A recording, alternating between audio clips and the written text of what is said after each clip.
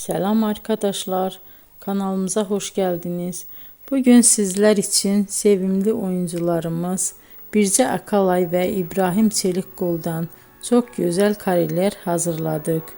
İbrahim Çelikkol, Kör Düğüm, İffet, Siyah Beyaz Aşk, Merhamet ve birçok dizide rol almış ve herkesin beğenisini kazanmıştı. Biz de sizler için onların en romantik videolarını derleyip topladık.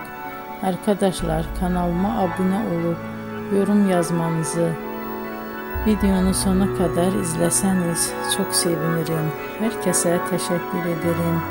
Bizden bu kadar arkadaşlar.